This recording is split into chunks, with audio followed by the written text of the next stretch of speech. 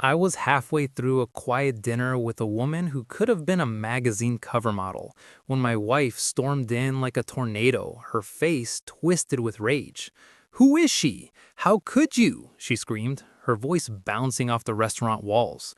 But I didn't flinch. I just smiled, calm as a summer morning, and said, "I'd like you to meet your lover's wife. We're in the middle of finalizing our divorce." The night my entire world shattered didn't start with a screaming match or a slammed door. It started with a broken porch light, a Tuesday that felt as ordinary as any other. I was standing on a ladder in front of our two-story house in Oakwood, Ohio, the kind of place where everyone knows your name and your business. The screwdriver was between my teeth, my hands greasy from the old wiring, when my phone buzzed in my back pocket. The screen lit up with Lisa, my wife of 18 years. I almost let it go to voicemail, figuring she was calling to nag me about picking up milk or reminding me about the PTA meeting I'd already forgotten. But something made me answer. "Hey, honey," I said, my voice muffled by the metal tool. I was squinting up at the fixture, trying to get the wires to match. For a second, there was nothing but silence on the other end. Then I heard it, a sound that made the blood in my veins turn to ice. It was Lisa's laugh. But it wasn't the laugh I'd heard over morning coffee for 2 decades. This laugh was different, intimate, almost giddy. The kind of laugh you share with someone when you're completely alone, when the walls are down. "Oh my God, Brandon, you're incredible," I heard her say. My hands started shaking. The screwdriver slipped from my grip and clattered onto the concrete porch. "I can't believe we have 3 whole days together." The line crackled. It was a pocket dial. The universe's cruelest joke, opening a window into a life I didn't know existed. My wife's voice drifted through the speaker again, distant but clear. "Tell me again how much more exciting you are than boring old Matt." My heart stopped. Matt, that was me. She was talking about me. A man's voice came through then, deep, confident, the kind of voice that fills up a room. "Babe, your husband wouldn't know how to bring real connection to a relationship if his life depended on it. You told me yourself. Same routine, every night, no spark, no excitement. What a bore." They both laughed. The sound hit my chest like a sledgehammer made of glass. I stood there on the porch, surrounded by my work truck and my tools, feeling like the biggest fool who'd ever lived. I'm Matt Thompson, 47 years old. I fix things for a living. Leaky faucets, broken decks, the stuff that holds a house together. It's honest work. Or at least I thought it was. I was about to learn that while I was patching up other people's homes, the foundation of my own was crumbling. This is a story that changed my life, and honestly, it might make you look at the people around you a little differently. If you've ever felt like you're the only one fighting for a relationship, hit that like button so I know I'm not alone. And make sure you're subscribed to Anonymous Confessions for more real stories like this. Trust me, you won't want to miss what happens next. The line went dead. I didn't move for a long time. I just stared at the phone in my hand, the screen dark, the echo of those words still ringing in my ears. I looked up at the porch light I'd been fixing. It was working now, casting a steady yellow glow on the porch. A small, ironic victory. I finished the job. Then I went inside, opened the beer, and sat at the kitchen table. I wasn't crying. I was planning. The next morning, I did something I'd never done in 18 years. I went through her things. Her laptop was password protected, but Lisa was predictable. Her password was Emma 2004, our daughter's name and birth year. What I found made the phone call seem like a minor inconvenience. There were text messages going 6 months, photos I'll never forget, hotel receipts disguised as business expenses for a marketing conference that never existed, a whole secret life laid out in black and white. The man's name was Brandon Hayes. I knew him. He owned Hayes Elite Autos downtown. We'd even shared a beer a few times. He was everything I wasn't. Flashy, suave, the kind of guy who wore $1,000 suits and talked about his investment portfolio at block parties. The kind of guy my wife apparently preferred. But Brandon had something I valued more than his flashy cars, a reputation, and the marriage to Nicole Hayes, the daughter of the wealthiest family in 3 counties. I took screenshots of everything and saved them to a flash drive. Then I headed to Hank's Tavern. Hank had owned the place for over 20 years. He was the kind of bartender who knew your drink and your secrets before you did. If I was going to navigate this mess, I needed intel. Hank, I said, staring at the amber liquor, what do you know about Brandon Hayes? His expression changed. He glanced around the empty bar, then leaned in. Why? Because he's sleeping with my wife. Hank let out a low whistle. Wow, Matt, you sure? I pulled out my phone and played him the recording. Hank's face darkened as he listened. That guy. And Lisa? Matt, I'm sorry. Don't be sorry. Help me. He refilled my glass. What do you need? Everything you know about him. His business, his marriage, his weaknesses. This is where the story takes a turn. And if you're the kind of person who believes in standing up for yourself, make sure you're subscribed to Anonymous Confessions.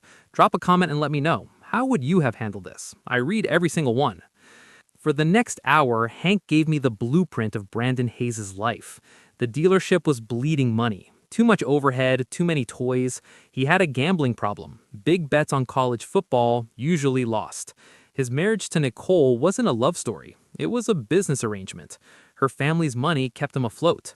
But Nicole, Hank said, was no fool. She ran the books for 3 family companies. If she wanted to change the financial landscape, she could do it in a week. I asked if she knew about her husband's affairs. Hank just shook his head. Nicole's got to know something. A woman that smart married to a man that reckless, she knows. That afternoon, I drove my truck to Hayes Elite Autos. The showroom was all glass and chrome. I didn't go in. I waited across the street until closing. At 6:15, a silver Mercedes pulled up. The woman who got out was striking, tall, elegant, with a confidence that came from never worrying about money. Nicole Hayes. I followed her to a coffee shop. When I approached her table, she looked up at me with eyes that were calculating and completely unafraid. Mrs. Hayes, my name is Matt Thompson. I think we need to talk about your husband. She gestured to the empty chair. Sit down. No surprise, no denial. Hank was right. She knew. Your husband is having an affair with my wife, I said without preamble. I know, she said, her voice calm. Lisa Thompson, marketing executive, drives a blue Honda, lives on Maple Street. I stared at her. You know where I live? Mr. Thompson, my husband has been doing this for 7 years. I have a private investigator. I know about Lisa, about the 3 women before her, and about the gambling debts he thinks I don't see. Then why don't you file for divorce? I asked. She smiled, but it was cold. Because divorce would be too clean.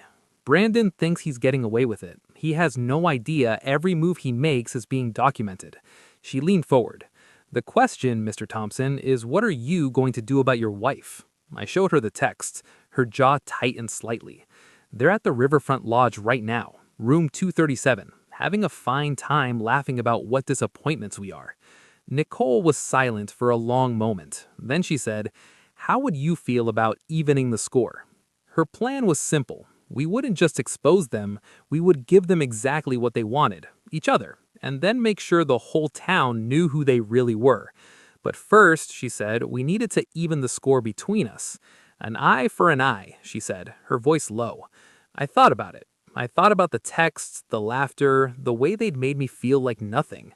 I drove to her hotel that night. I'm not proud of what happened, but I'm not ashamed of it either. For the first time in years, I felt wanted, not tolerated. It was a connection that had been missing from my life for so long I'd forgotten what it felt like. The next evening, Nicole and I walked into the Garden House, the fanciest restaurant in town. 20 minutes later, Brandon and Lisa walked in. Seeing them together was like a punch in the gut. Lisa was wearing a red dress I'd never seen, laughing at something he said, touching his arm. She looked at him the way she used to look at me, years ago. Nicole pulled out a professional-grade camera and started taking pictures. When Brandon went to the restroom, Nicole stood up. Where are you going? To introduce myself to your wife. Before I could stop her, she walked over to Lisa's table. I saw her face go pale. Nicole spoke for a few seconds, then handed her a business card and walked back. What did you say? I told her that if she wants to avoid a very public scene, she should check her phone. My phone buzzed. A text from Lisa. Matt, we need to talk now. Nicole smiled. Perfect. Lisa got home at 11 that night. I was waiting in the living room with a manila folder full of screenshots and receipts. She walked in trying to look defiant, but I saw the fear in her eyes. Matt, we need to talk. Yes, sit down. She perched on the couch at the edge. I can explain. Explain how you've been sleeping with Brandon Hayes for 6 months. Explain how you laugh at our routine. I heard everything, Lisa. The pocket dial. She started crying. I never meant for this to happen. But it did happen, for 6 months. I slid the divorce papers across the table. Sign them. I won't. Then you get nothing. No money, no house, and everyone in this town will know exactly why this marriage ended.